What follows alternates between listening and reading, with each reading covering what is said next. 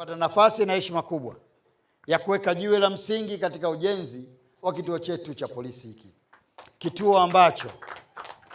Kituo ambacho kinakwenda kutatua kero za wananchi wengi hapa. Mmeeleza juu ya shida na changamoto kubwa mnazozikabili katika eneo letu hili.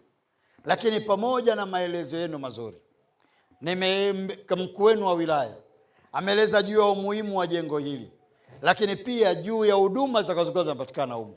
Niwaombeni sana wana Urambo, polisi yoyote inapojengwa, moja ya maeneo yake makubwa ni vyumba kwa ajili ya kuwafunga au kuwazuia wale watukutu au wanaokosea. Kwa lugha ya Kiingereza anaita lock up.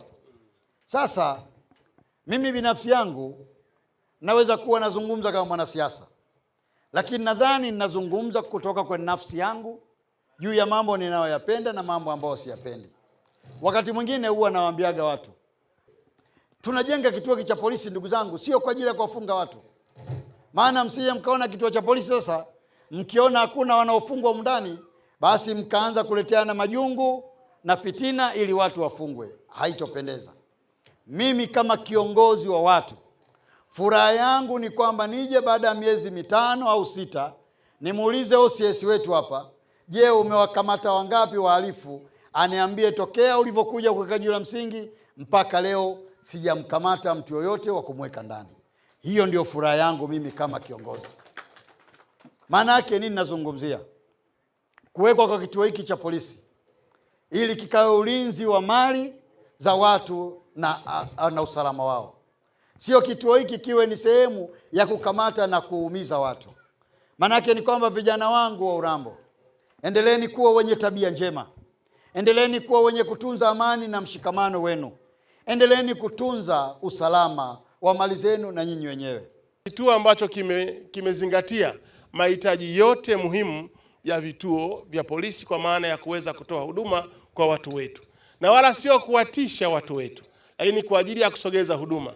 Na hili ndio tako la Mheshimiwa Rais Daktari Samia Suluhu Hassan, mwenye kulenga na kuangalia maslahi na ustawi wa watu na mahitaji yao.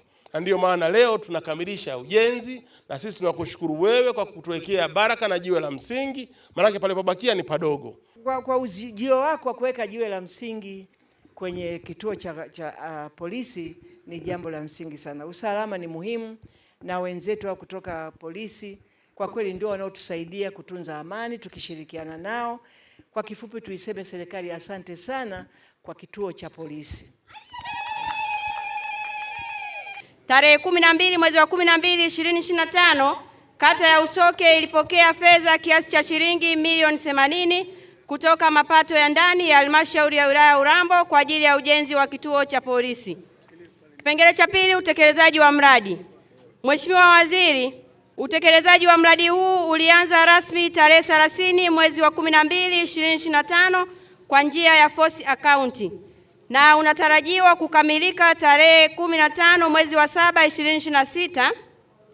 Hadi sasa mradi umetumia jumla ya shilingi 79,776,295.34 kati ya fedha hizo zilizotolewa, huku salio la shilingi 223,704.66 ikiwa bado liko katika akaunti ya mradi.